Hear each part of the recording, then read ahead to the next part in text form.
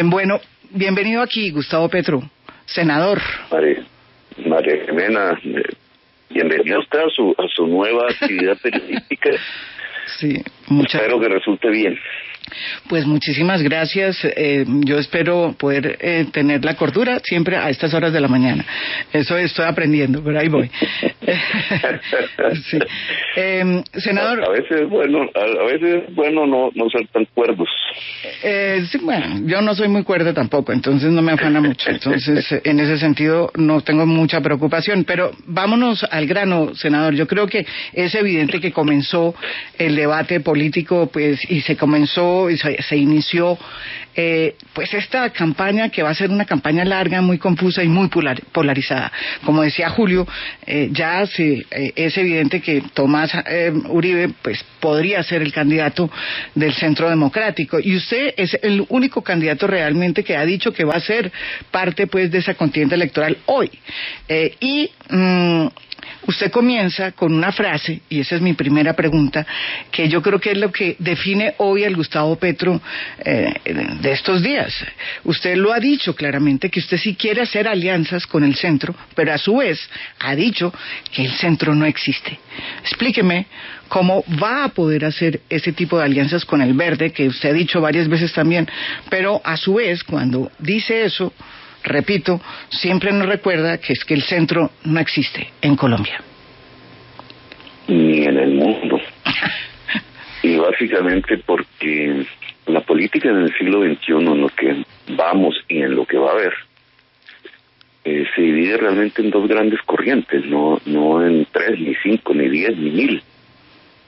Son dos grandes corrientes muy diversas a su interior, eso sí, pero hay una divisoria de aguas, digámoslo así, como antes en el siglo XX también existía. En el siglo XX la gente se dividía entre derechas e izquierdas y hacían guerras entre ellos, y Colombia vivió una. La guerra mundial, las dos incluso son expresiones de eso, pero la política cambió radicalmente, y en esto tenemos que poner mucho cuidado. Por algo que usted mencionó, o en el mismo noticiero mencionaron hace unos minutos, el cambio climático. El cambio climático lo produce el ser humano, una manera de producir, ¿cierto?, que puede llevar a la extinción a la especie humana en el corto plazo. Y en esa medida, la política se divide entre política de la vida, todo aquello que permita que la vida permanezca en el planeta Tierra, políticas de la muerte. Pero y esa es la divisoria de aguas, claro. Pero al interior de la gran corriente de la política de la vida hay una diversidad de posturas, etcétera, pero hay un hilo común. Pero eso es lo que usted dice. La vida en el planeta. Pero esa es mi opinión. Y por eso yo he afirmado, María Jimena, que entre la vida y la muerte no hay un punto medio. No se puede estar medio vivo o medio muerto. Aquí hay que tomar una posición. Pero usted cuando dice, senador, pero explíqueme una cosa, porque yo entiendo esa división que usted hace y me parece totalmente lógico. Lo que no entiendo es cuando usted se sitúa en Colombia y dice, bueno, yo para llegar a ser presidente tengo que hacer alianzas. ¿Hacer alianzas con quién? Con el verde, ¿sí?, que es lo más cercano que tiene usted. Pero a su vez usted ha sido muy duro con el verde, ha sido, durísimo con Claudia López, que es la alcaldesa de Bogotá, la ha acusado de corrupta. Y además dice que el centro no existe, que son unos tibios. ¿Cómo hace usted para poder hacer unas alianzas? Porque usted necesita, pregunto, el centro. Yo entiendo su posición y usted está muy metido en ese tema del cambio climático, en el tema de proponer una política verde de verdad. Pero resulta que para llegar a presidente necesita hacer alianzas. ¿Cómo va a hacer eso aquí en Colombia y por qué ese desprecio al Verde, que era una persona, pues Claudia López, hasta donde yo sé, la alcaldesa, pues incluso votó por usted. El Verde fue una colectividad que estuvo muy cerca de usted. Ese Verde no está hoy con usted. Y el centro, según usted, no existe. ¿Cómo lo ubica usted? ¿Cómo se ubica usted en este espectro político? Pues, María Jimena, si me has entendido bien el tema de la política de la vida, entonces, ¿y cómo se llega a ser presidente en Colombia? Pues teniendo mayoría. Y la mayoría, ¿quién la entrega? La ciudadanía. Yeah. La principal alianza, el principal factor de poder en todos los terrenos es la legitimidad que pueda prestar la ciudadanía. Y en esa medida, ¿hacia quién se mira primero? ¿Hacia dónde se mira cuando uno sale a la acción política, independientemente si se vaya a ser candidato o no? Pero cuando uno sale a la acción política de cualquier nivel, local, nacional, global, y miras a un lado y al otro, ¿a quién tienes que mirar? A la ciudadanía. Esa ciudadanía que es diversa también, con todas sus complejidades, pero ahí está el primer factor de la política. Mira, Colombia Humana y mi nombre no hubiera sido absolutamente nada, pero nada, si 8 millones de personas no salen a votar, si 5 millones de personas en la primera vuelta no salen a votar por nosotros, por una propuesta. Si no confluimos, porque no fue que logramos seducir 5 millones de personas para convencerlas de una propuesta determinada, que es lo que llamamos la política de la vida, sino que confluimos. En cierta forma, logramos percibir lo que ya existía en esa ciudadanía como necesidades, como ansiedades, como esperanzas, y esa confluencia determinó pues eso que se vivió en el 2018. Entonces, ese es el primer eje. Hacia donde primero hay que mirar es hacia nuestra sociedad compleja, con esperanzas, con iniciativas, con frustraciones también, con muchísimos dolores. Y ahí el primer escenario de la acción. Sin eso, todo lo demás es carreta. Mira, sin eso, ni siquiera tú me estarías entrevistando en este momento. Entonces, el primer eje es ese, la alianza, el pacto con la sociedad colombiana, la confluencia hacia donde una mayoría de la sociedad quiere ir. Sí. Ese es el primer punto. Ahora, dentro de las figuras de la política tradicional colombiana, sus fuerzas políticas que son muy pequeñas en relación a las fuerzas de la sociedad, ojo, pues por eso no podemos perder, digamos, el prisma. Las fuerzas políticas en Colombia, tú miras esas encuestas que salen, incluso las últimas, cuando le preguntan a la gente, ¿y usted de qué partido es? Pues esa mayoría no es de nada. No está identificada con las agrupaciones políticas, incluida la nuestra, que en esa encuesta, entre otras, se encabeza, ¿no?, con el Centro Democrático. Pero en realidad la mayoría de la sociedad no está sintonizada con las organizaciones políticas. Entonces, Gustavo, usted lo que está diciendo, senador, es que usted lo que está planteando es que usted va a hacer una campaña, bueno, de hecho lo ha hecho, sin partidos políticos, sin necesidad de un partido político, sino solamente apelando a la ciudadanía. Sin personas que entren al Congreso, pero es que necesita también un bloque de parlamentarios para el Congreso. Sí. Indudablemente, pero mira, yo llevo 10 años, una década. Ahí hay un artículo de la Constitución que dice que todo ciudadano o ciudadana tiene derecho a fundar partidos. Está en los primeros artículos, es un pilar de la Constitución. Y yo llevo 10 años sin poder hacerlo. No realmente porque no quiera, sino porque no nos han dejado, no lo han permitido. Bueno, y porque se ha cambiado de nombre cada ratico que entra usted a elección. No, porque la normatividad colombiana y la justicia, porque hemos ido a la justicia a pedirles, a implorarles que nos permitan nuestra actividad legal, y no ha sido posible. 10 años donde hemos ganado la alcaldía de la principal ciudad de Colombia, donde hemos pasado la segunda vuelta presidencial y casi tocamos la presidencia, donde hemos tenido bancadas varias no solamente en el Congreso, sino también bancadas, la de Bogotá, que es bancada femenina, y en muchos lugares del país, diputados, etcétera, todo eso, y sin embargo han pasado 10 años y a nosotros siempre nos corresponde recoger las firmas de la ciudadanía para poder participar. No es que no nos agrade, digamos, lo hemos hecho, nos ha tocado y hemos asumido esa responsabilidad, lo cual no significa que no queramos generar un movimiento político, y de hecho existe. Lo que pasa es que no es reconocido por el Estado y por eso nosotros tenemos cero financiación política.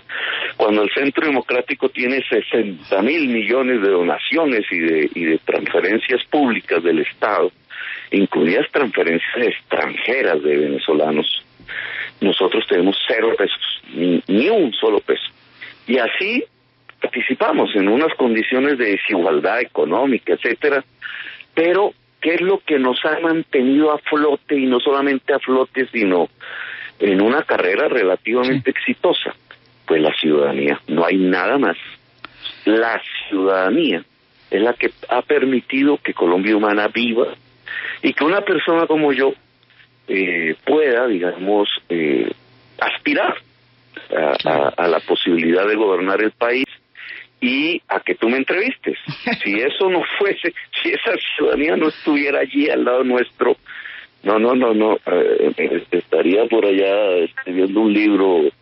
Pero no sabe en qué rincón del país. Claro, pero senador, entonces ya entiendo. Claro que sí estoy escribiendo un libro, pero bueno. ¿Está escribiendo un libro sobre qué? Sobre cambio climático y acumulación de capital, una para la campaña. Es un libro analítico de la economía, no es para campañas, es un libro para economistas, y los que se acerquen a eso trato de analizar desde la perspectiva de la economía clásica, la economía política, el cambio climático. Senador, yo quería entonces llevarlo a eso a donde usted está llegando, y es que, pues, para poder llegar a la presidencia, que es lo que usted quiere, yo me imagino que eso no hay ninguna duda, ¿sí? Usted necesita, de todas formas, no solamente la ciudadanía, sino una corporación, partido, movimiento, como usted lo quiera llamar. Usted ha tenido muchas y por eso ha podido hacer todo lo que ha hecho, y cambia, la mayoría de las veces le ha tocado cambiar porque no ha logrado construir también un partido político. Pero mi pregunta es la siguiente: la experiencia que se ha visto, mucha gente se pregunta, bueno, Gustavo Petro tuvo mucha cantidad, o sea, tuvo 8 millones de votos, tuvo realmente una gran respuesta de la ciudadanía, pero a la hora de armar equipo, y le pregunto eso porque lo que le pasó con su coequipera Ángela María Robledo, pues digamos, prende cierta alarma sobre la capacidad que tendría usted de armar un equipo si llega usted a la presidencia. Los equipos que usted siempre, con los que llega, siempre se le desbaratan por alguna u otra razón, y la decisión de Ángela María y lo que Ángela María ha dicho después de que salió de Colombia Humana, pues ha sido adverso, y fue su coequipera, se la jugó por usted. ¿Qué le dice a esas personas que dicen o que cuestionan y señalan, digamos, esa falencia que podría tener ese proyecto político suyo, y es que no arma equipo, los equipos se le desbaratan y las personas que están cerca a usted se salen y terminan en el verde, como le pasó a Ángela María Robledo? Mira, yo pienso que es al revés. Si yo miro la perspectiva pues, de largo plazo de mi vida política, yo he estado cada vez como en unos círculos más grandes, cada vez más grandes, pero manteniendo una coherencia. Yo no he cambiado en mi manera de entender muchas cosas, digamos, los ejes fundamentales de mis principios políticos se mantienen firmes. Yo fui militante del M-19, nunca lo he ocultado. El M-19 encaró un proyecto democrático desde muy peladito. Entré y estuve hasta su último día. Y fui parlamentario por la ADM-19, por Cundinamarca, la primera vez que llegué al Congreso, después de la constituyente.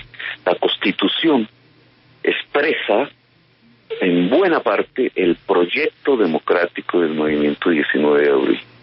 Y esa es mi primera fase.